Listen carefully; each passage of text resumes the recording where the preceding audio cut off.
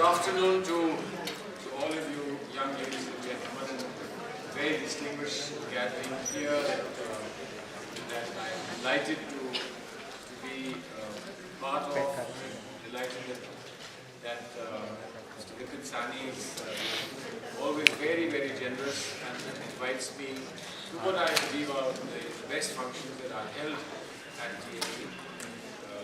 Again, ably assisted by my young friend, Mr. Salman, and of course the lady behind who really makes it possible, Mrs. Salman. And ultimately, of course, our constant connect that we have, my school friend, Mr. Dutt, who is constant mentor for all of you, guide, and such a caring person. Most of the time he spends with me is talking about some bright young spark from the country, hoping that that person can do something much better in life than other students are able to do. And of course, it's wonderful to be reunited here once again with an old-time friend, who was really someone whose friendship I inherited from the time of my father. My father was fighting his first election, and this young man, who was even younger than, spent 24 hours working for elections non-stop, 24/7. Those days elections used to be very long. I'm really happy again that we have an outstanding young official of the Foreign Service who was obviously much younger when I was first in the ministry and when I went to Saudi Arabia. But very, very good to see Mr. Habib here. I was rather hoping that he would tell us some inside jokes about what happens with the Foreign Service. But since he's still serving, I think he may be a little careful of himself. So there are some wonderful jokes about what happens with the Foreign Service. And of course, it's wonderful to have Professor Raza here, my friend Arun Khan, and then we had this special bonus of Mr. and Mrs. John Kerr from the UK, who are here in our country to work together and collaborate on and then all you wonderful people, officials, executives, and the participants in the 2 day of events related with the special UN session that you hold here. I don't just call it MUN, I actually call it a very special session. I told my friend Mr. Vajpayee that he should have emphasized on the Bashwai, not on the Hindi. The Hindi was the connecting language when Prime Minister Mr. Vajpayee spoke for the first time to the United Nations. Insisted on speaking in national tongue. On Hindi. Lights come back. Speak in English, they go. Speak in Hindi, they go. So he said he wanted to speak in Hindi, and I think that Ali Saab will tell you that United Nations said, well, pay for the interpreters, because there's nobody here who knows Hindi. So we'll have to get special interpreters. And India made this huge investment of getting UN interpreters so that we could speak to the world in the national language. And that was the important thing, Vajpayee and Vajpayee. The Vajpayee of then and the Vajpayee of now. Hindi was, of course, the important thing. But good to be here with you, and I know that this must have been a wonderful experience. What is it that you do in these special sessions that you gather for? You have some idea about what world governance is about and how important world governance is. To look out, despite the beautiful words spoken by Anil Vajpayee, from my presence about how spring and how there would be beautiful sunshine outside. I'm afraid there is no sunshine because we are in a serious problem about the environment, both in our country and globally. Because many of the things that we are facing today, whether it's war, whether it's disease, it's destitution, it's food scarcity, it's epidemics, it's the threat of a nuclear holocaust, or in fact the environmental disaster. The borders of the state of a country or a nation mean nothing at all, because we are all part of one seamless whole when it comes to our history.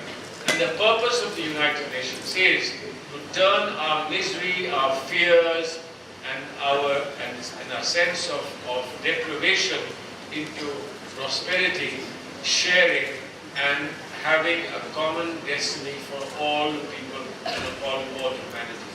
And we still are a long way from there.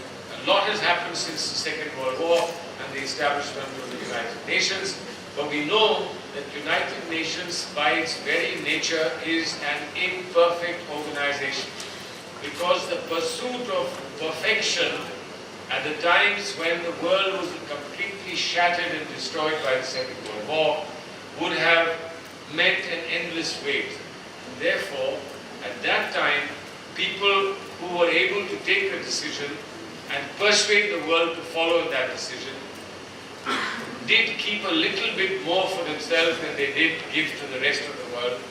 And in that perfect arrangement, they were able to ensure peace in times to come. Now today, and I'm sure that this happened in our discussions, today India demands, and many other countries along with India, they demand that the structure of the United Nations must undergo a change to reflect the realities of our times. What the United Nations does is it reflects the realities immediately after the war, which is why there are 5 countries that have very special position and very special powers, including the veto. So in the Security Council, they can veto any resolution, any proposition, any decision if it is not acceptable to them. Seems for us, free Indians, this seems somewhat lopsided. Every person is an equal person, and therefore everyone must have an equal right, which is what the General Assembly provides. We're all members of the General Assembly, having started with around 40, and today having run well over 100. There are today 100, more than 150. Today they all are equal when they go to the General Assembly, but they become unequal when the real shots are called, which is the Security Council. So India has demanded, many other countries have demanded, that there has to be a reform of the United Nations. And the reformed United Nations, there must be greater parity and acceptance of the world as it is today. And the stature and standing and the contribution that India makes to the world today in different ways, in terms of the economy, in terms of manpower, in terms of population, in terms of military strength and its participation in peacekeeping, largest peacekeeping contribution and participation made in the world is made by India to the United Nations. And that must all be reflected in the reality of the United Nations in the reform process. But that's not an easy reform process. It's not something that can happen overnight. It will be a long, drawn-out battle. And we do hope that as all of you come on board and understand how the UN works, you will know both the strengths and weaknesses of the UN. And therefore, in the times to come, when you are outstanding diplomats for this country, when you are public representatives of this country, that you will argue a much better case than we've been able to argue in our generation for the rights of the people of the world, equal rights of the people of the world. Enormous challenges that exist have to be resolved. If humankind is to survive, the United Nations must survive, and survive in a reformed outlook so that we can truly become a democratic world. And the inequities of the past and the injustice of the past is completely obliterated, and we are truly one large human family represented by our representatives at the UN. Now, you know, there are interesting anecdotes about the UN. I don't know how many of you recall one of our finest performances that were made at the United Nations. Times when we were constantly struggling to make a point before the world against what was happening at our borders, particularly on the northern borders. And at that time, Krishna Menon, who was a close associate and greatly admired by our first Prime Minister, Jawaharlal Nehru, was speaking at the UN. And I am told, Halim Saab will confirm, that he spoke for about 8 hours. I'm not going to repeat anything. I'm not going to repeat anything about, well, 8 hours to 14 hours. A few more years and it will become 24 hours. But he was speaking for an extremely long time. But I can assure you, no one gets tired at the UN. You always step out, have a good coffee, have a cake, and you come back, and the thing goes on. And apparently, and this, Mr. John Kerr, this is for your special attention, there is something that he said, brought a reaction and response from the British representatives, and who said, I think that you've got the language wrong. You have said something that is incorrect in terms of grammar. To which our Foreign Minister, Defense Minister,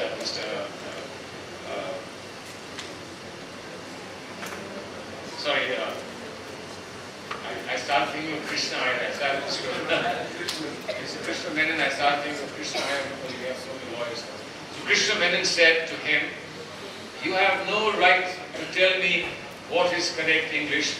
I have learnt my English language with great effort. You have merely picked it up. So that became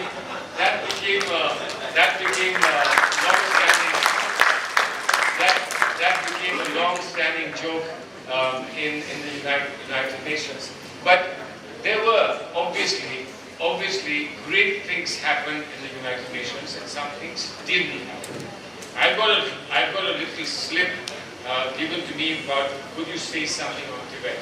I will say something on Tibet, much as if I was in government, Mr. Halim would have torn up this piece of paper and said, we will handle it, you don't have to say anything. Because, you know, on Tibet is pivoted a very difficult relationship we have with China. And we know that there is an intrinsic issue between Tibet and China. And that's why when our first Prime Minister genuinely wanted, in the Panchsheel perspective, genuinely wanted the two neighbors, China and India, to live together as friendly neighbors, cooperating with each other. And let's not forget, that was the time when Dr. Chitnis went with his delegation to China to save lives of people who were suffering. China was then not what China is today. India was perhaps in many ways advanced in terms of a comparative picture between ourselves and China. We chose the democratic path, and the democratic path is a slower path. It's a path in which you have to persuade and convince everyone before you can take a decision. But if you have limited democracy, or you have any other system where you don't have to spend time persuading people, you can move much faster. And therefore, two different models in Asia emerged. One was the Chinese model and one was the Indian model. Decisions in China could be taken much faster, and therefore China grew much faster, including when at least 15 to 20 years before India was able to take a decision on economic reform, China took a decision on economic reform.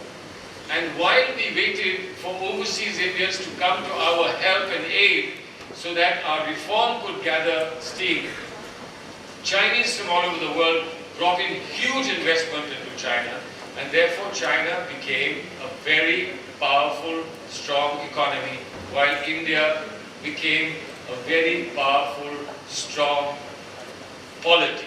Our political institutions democratic political institutions became very powerful, and we cherish and value them. China's economic institutions became very powerful. And once the economic institutions become powerful, it's a small step to making a strong military presence. And therefore, China became a very strong military presence. However, the issue with Tibet in China is something that became for us a bone in our throat, as it were. What were we to do? What were we to do? Were we to take a position that would create a crack between China and ourselves permanently, or should we take a position that would be possibly make us vulnerable to the accusation that we didn't stand by the principles of independence, of people who believed that they were independent. We fought for independence for people in Africa, in Asia, and therefore the expectations from India were very high. And I think that the generation of Pandit Jawaharlal Nehru made incredibly complicated choice, which was that His Holiness the Dalai Lama was given status to a guest in our country, was invited to live here in comfort, with the request that this would not be a launch pad for any politics. And I must say very graciously, His Holiness felt that was a good intermediate solution till such time as a resolution was found to the aspirations of the people of Tibet. And of course, the diplomats sat down, generations before and of Mr. Halim sat down, and they found a proposition that was made acceptable across the globe, and that was acceptable to the people of the leadership of Tibet that came to India as well. Now that remained a stalemate for a long time. They are young Tibetans who, like any young people in the world, are today aspiring for more. They want greater expression of their identity. And this is obviously a revisit of the problems of the time of Pandit Jawaharlal Nehru, and any country, whether it's the United States of America or India or any other country, has to find a suitable resolution and solution to this. I think that we don't talk much about it as yet, but I do believe that this is something that our two countries, i.e. China and India, is going to have to sit down and talk about one day, when there is greater trust and faith between our two countries. We still have a problem on the border, on the line of actual control.